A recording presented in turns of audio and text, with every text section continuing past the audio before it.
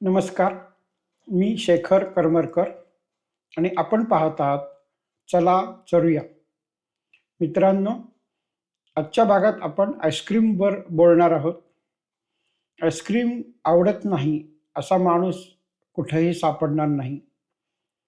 मी जवळ-जवळ असे काही पेशंट किंवा लोक बघितले आहेत, जे दिवसाकाठी अर्धा गॅलन म्हणजे जवळ-जवळ 1-2 लिटर आईस्क्रीम फस्त करतात.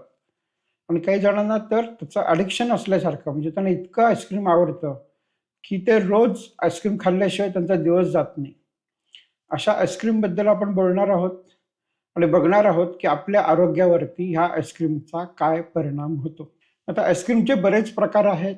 म्हणजे ते कांदीला लावून जे मिळतं ते असतं, कोनमध्ये मिळतं, कपमध्ये मिळतं किंवा आईस्क्रीम दुसऱ्या बऱ्याचशा रेसिपीजमध्ये वापरलं जातं. म्हणजे उदाहरणार्थ मस्तानी घेतली तर त्याच्यात आईस्क्रीम घातलेलं असतं किंवा आईस्क्रीम आणि गुलाबजाम वापरलं जातं. तर असे प्रकारचं जे आईस्क्रीम बऱ्याच फॉर्मॅट्समध्ये वापरलं जातं. त्याचं सॅम्पल म्हणून आपण आज 2च प्रकार बघणार आहोत. पहिला आहे अमूल या कंपनीने बनवलेला व्हॅनिला कप. व्हॅनिला म्हणजे एकदम सिंपल साधं आईस्क्रीम समजलं जातं, ज्याच्यात काहीही घातलेलं नाहीये. आणि एक पिस्ता बदाम कोन या नावाने मिळणारं अमूल याच कंपनीचं दुसरं आईस्क्रीम बघणार आहोत. ज्याच्यामध्ये पिस्ता बदाम आणि ते कोनमध्ये आहे आणि वरती चॉकलेटचं टॉपिंग आहे आणि ते वेफर वेफर किंवा जे आपण बिस्किट म्हणतो त्याला, की तो कोन कोन पण खाता येतो. तो ज्या मटेरियलचा बनलेला असतो त्याला वेफर म्हणायचं.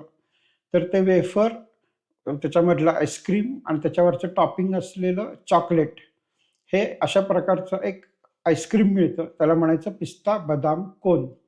तर आज मी ह्या आईस्क्रीमबद्दल एक विशेष गंमत सांगणार आहे, की आईस्क्रीमचे रंग कसे बनतात. त्याच्यामुळे हा व्हिडिओ शेवटपर्यंत बघत राहा. आपण 2 घटक बघतो कुठल्याही खाद्यपदार्थाचे. पहिला आहे इन्ग्रेडियंट, म्हणजे ह्यात काय घातलंय, आणि दुसरं आहे न्यूट्रिशनल इन्फॉर्मेशन, म्हणजे जे काही घातलंय ते किती घातलंय. आता जेव्हा आपण आईस्क्रीमचा विचार करतो, त्यात काही घटक हे कॉमन म्हणजे जवळ-जवळ प्रत्येक आईस्क्रीममध्ये ते असतातच. आणि ते मुख्य 2-3 घटक आहेत. त्यातला पहिला घटक आहे मिल्क सॉलिड्स. तर मिल्क सॉलिड म्हणजे दुधाची पावडर असते. नंतर दुसरा घटक आहे साखर. हे 2च मुख्य घटक आईस्क्रीममध्ये. आणि तिसरा घटक जो खाद्यपदार्थ नाहीये, पण ज्यामुळे आईस्क्रीमला चव येते आणि रंग येतो. मग ते असे बरेच केमिकल्स किंवा आपण त्याला फूड ॲडिटिव्हज म्हणतो. तर हे ॲडिटिव्हज म्हणजे खाद्यपदार्थ नसतात, परंतु वेगवेगळ्या कारणांसाठी हे ॲडिटिव्हज घातले जातात. त्याच्याबद्दल मी थोडंसं नंतर बोलणार आहे. तर पहिला जो मुख्य मुद्दा आहे, की ह्यात जी साखर आहे ती आपल्या शरीरासाठी अतिशय हानिकारक आहे. साखर खाऊ नये हे मी जवळ-जवळ प्रत्येक व्हिडिओमध्ये सांगत आलेलो आहे. आणि ही साखर ह्यात असतेच असते. साखरेशिवाय जवळ-जवळ कुठलंही आईस्क्रीम बनत नाही. आणि ह्या एका कारणास्तव आईस्क्रीम हे आपल्या शरीरासाठी हानिकारक ठरतं. आता जर तुम्ही अमूलच्या जाहिराती बघितल्या आणि त्याच्यातली माहिती बघितली, तर त्यात लिहिलेलं असतं, की "धिस इज फॉर इंडल्जन्स." आता इंडल्जन्स म्हणजे काय? तर मराठीत साध्या सोप्या भाषेत सांगायचं झालं, तर त्याला ऐश जे आपण म्हणतो, की मला आवडतं म्हणून मी खातो. म्हणजे मी आईस्क्रीम खाताना मला ते छान वाटतं म्हणून मी खातो. म्हणजे ही ऐश ज्याला आपण म्हणतो, की त्याची गरज नाहीये आपल्याला किंवा त्याच्यात म्हणजे असं आपल्याला भाकरी, पोळी, भात, आमटी, वरण हे खायला लागतं, म्हणजे अन्न म्हणून खायला लागतं. तसं आईस्क्रीममध्ये काहीच नसतं, जे आपल्याला अन्न म्हणून खायची गरज असते. जे 2च मुख्य पदार्थ असतात त्याच्यामध्ये. पहिलं जो मिल्क सॉलिड तो त्यातल्या त्यात बरा पदार्थ आहे. त्याचा तसा काही त्रास होत नाही. म्हणजे दूधच असल्यासारखं असतं ते साधारणपणे. आणि दुसरा घटक आहे साखर, जो अतिशय हानिकारक आहे. आता जेव्हा आपण कोनबद्दल म्हणतो, तर त्याचा जो वेफर म्हणजे बाहेरचा जो कोन असतो, जो आपण खाऊ शकतो, त्याच्यामध्ये पण पुन्हा साखर आणि मैदा असतो. हे साखर आणि मैदा ह्या दोन्ही गोष्टी आपल्या शरीरासाठी हानिकारक आहेत. नंतर त्याचे जे टॉपिंग असतं, त्याच्यावरती पिस्ता बदाम हे जर नाव आहे त्या आईस्क्रीमचं, तर पिस्त्याचे 2-3 तुकडे आणि बदामाचे 2-3 तुकडे तुम्हाला दिसतात, ते तुम्ही खाऊ शकता.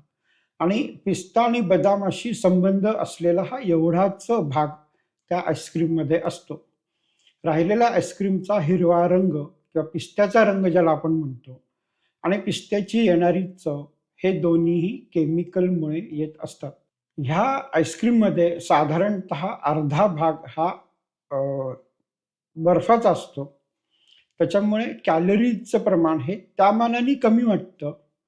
म्हणजे 100 ग्रॅम किंवा 100 ml आपण जर आईस्क्रीम घेतलं, तर त्यात साधारण 200 ते 250 कॅलरीज असतात. जर त्यातलं पाण्याचं प्रमाण आपण काढलं, तर 100 ग्रॅममध्ये साधारण 400 ते 450 कॅलरीज असतात आणि हे प्रमाण हे खूप होतं. आपल्यासाठी एवढ्या कॅलरीज डेन्स असलेलं अन्न हे चुकीचं आहे. आणि नंतर आपल्याला अन्नामधून जे घटक मिळणं आवश्यक असतं, म्हणजे उदाहरणार्थ मिनरल्स ज्याला आपण म्हणतो, म्हणजे कॅल्शियम आहे, पोटॅशियम आहे, फॉस्फरस आहे. म्हणजे हे सगळे पदार्थ आपल्या शरीराची वाढ होण्यासाठी, आपल्या शरीराची जडण-घडण होण्यासाठी आवश्यक असतात आणि ते जर मिळाले नाही, तर मग आपल्याला विविध प्रकारचे रोग होणं सुरू होतं. त्यात डायबिटीस आला, त्यात त्वचाचे रोग आले, त्याच्यात ब्लड प्रेशर आलं. हे सगळे सुरू व्हायचं कारण मुख्य असं असतं, की आपल्याला योग्य घटक अन्नातून, आहारातून मिळत नाहीत आणि ह्या आईस्क्रीममध्ये असले कुठलेही घटक अस्तित्वात नसतात. ह्यात केवळ दूध आहे म्हणून त्या दुधातून येणारं थोडंफार कॅल्शियम सोडलं, तर ह्यात बाकी मिनरल आणि व्हिटॅमिन ह्यापैकी काहीही नसतं. आता आज तुम्हाला मी थोडं विशेष ह्याच्याबद्दल सांगणार आहे, की ॲडिटिव्हज म्हणजे काय? जर तुम्ही एखादं पॅकेज बघितलं आणि त्याच्यामधले इन्ग्रेडियंट्स बघितले, म्हणजे त्यात काय घातलंय हे बघितलं, तर त्यात तुम्हाला बरेचसे नंबर दिसतील. म्हणजे 433, 133, 110 म्हणजे हे काय असतं? तर एक साधी गोष्ट करायची, की जो काही नंबर आहे, म्हणजे समजा उदाहरणार्थ 433 असा नंबर आहे. तर E433 म्हणजे ई आणि तो नंबर असा टाइप करायचा. E433 फूड ॲडिटिव्ह म्हणजे काय? असं Googleला विचारायचं. तर मग आपल्याला ते ॲडिटिव्हचं नाव कळतं. नुसतं नाव कळून फायदा नाहीये. तर त्याचं आपल्याला फंक्शन म्हणजे ते काय करतं, कशासाठी घातलंय हे पण कळतं.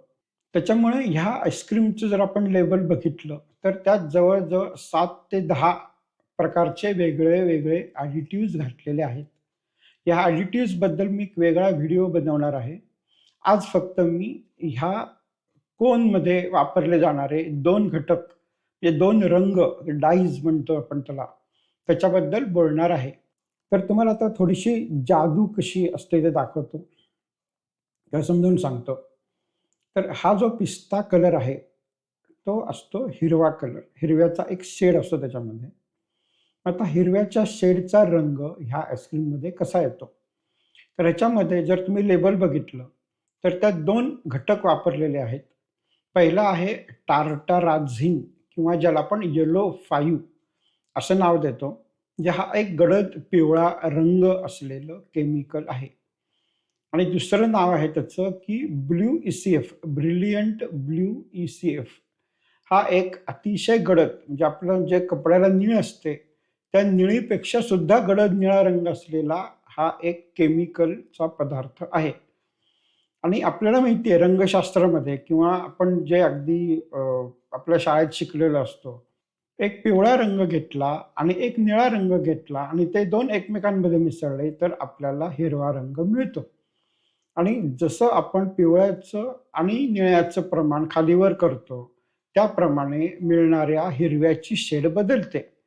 त्याच्यामुळे ह्या पिस्ता बदाम आईस्क्रीममध्ये हे 2 रंग, केमिकल्स जे अन्नपदार्थ नाहीयेत, ते मिसळले जातात आणि त्याच्यामुळे जो हिरवा रंग येतो, तो आपल्याला पिस्त्याचा रंग वाटतो. पण त्या रंगाचा आणि पिस्त्याचा अर्थाअर्थी काहीही संबंध नाही. ह्याच्यामध्ये जे काही 2 ते 3 तुकडे आपल्याला पिस्ता आणि बदामाचे मिळतात, त्याच्यातनं जे काही न्यूट्रिशन मिळतं, त्याच्याऐवजी जर तुम्ही छटाकभर बदाम आणि छटाकभर पिस्ते डायरेक्ट घेऊन खाल्ले, तर ते तुमच्या शरीरासाठी केव्हाही जास्त चांगलं ठरेल. त्याच्यामुळे तुम्हाला आता मी जसं सांगितलं, की ह्या आईस्क्रीमचा रंग हा केमिकलमधनं आलेला असतो. ह्या आईस्क्रीमचा फ्लेवर म्हणजे उदाहरणार्थ व्हॅनिला हा फ्लेवर हा पण एक केमिकलमधनं आलेला आहे. जे व्हॅनिला नाही आहे त्याला व्हॅनिलीन या नावाचं ते केमिकल आहे. जे पाईन झाडापासून मिळतं आणि त्याच्यामुळे आपल्याला व्हॅनिलाची चव येते.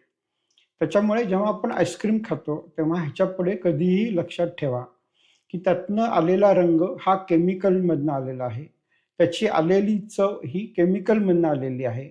त्याच्यामध्ये साखर इतक्या प्रमाणात आहे की ती तुमच्या आरोग्यासाठी हानिकारक आहे आणि त्यात न्यूट्रिशन म्हणजे आपल्या शरीरासाठी आवश्यक असलेले पोषक घटक पदार्थ काहीही नाही आहेत. ह्या सगळ्याचा विचार करता कुठलंही आईस्क्रीम खाणं हे आपल्या आरोग्यासाठी हानिकारक आहे. तुम्हाला काय वाटतं हे कॉमेंटमध्ये जरूर लिहा. लाईक करा, शेअर करा, सबस्क्राईब करा आणि बघत रहा. धन्यवाद.